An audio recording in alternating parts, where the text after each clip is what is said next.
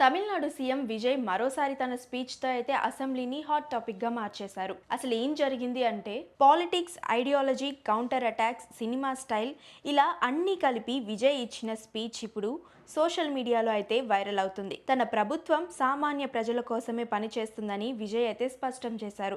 రాజకీయాల్లో విభేదాలు ఉండొచ్చు, కానీ ప్రజా సంక్షేమం విషయంలో అందరూ ఒక్కటిగా ఉండాలని ఆయన చెప్పారు. లీడర్స్ మధ్య అభిప్రాయ భేదాలు సహజమే అయినా ప్రజల సేవ విషయంలో రాజకీయం ఉండకూడదన్నారు. తాను సినిమా నుంచి నేరుగా రాజకీయాల్లోకి వచ్చానని విమర్శించే వారికి కూడా విజయ్ స్ట్రాంగ్గా కౌంటర్ ఇచ్చారు. ఎన్నికలతో తన ప్రజా జీవితం మొదలు కాలేదని, టీవీకే పార్టీ ప్రారంభానికి ముందే తమ టీం ఎన్నో సామాజిక కార్యక్రమాల్లో పాల్గొనిందని గుర్తు చేశారు సీఎం. శ్రీలంక తమిళుల కోసం చేసిన ఉద్యమాలు, సమస్యపై పోరాటాలు, జల్లికట్టు ఉద్యమంలో పాల్గొనడం, ప్రజా సమస్యలపై నిర్వహించిన క్యాంపెయిన్స్ ఇలా ఎన్నో కార్యక్రమాల ద్వారా టీవీకే ప్రజల్లోకి వెళ్ళిందని విజయ్ చెప్పారు. షార్ట్ కట్స్ ద్వారా కాదు, గ్రౌండ్ లెవెల్ వర్క్ ద్వారానే పార్టీ ఈ స్థాయికి వచ్చిందన్నారు. అయితే స్పీచ్ లో అందరి దృష్టి ఆకర్షించిన మూమెంట్ ఒక్కటే. మీ నాన్న ఎక్కడున్నాడు, కనిపించడం లేదే అంటూ విజయ్ చెప్పిన కథ అయితే అసెంబ్లీ మొత్తాన్ని ఊపేసింది. చాలా మంది దీనిని ప్రత్యర్థి నేతలపై చేసిన ఇండైరెక్ట్ పంచ్ గా అయితే భావిస్తున్నారు.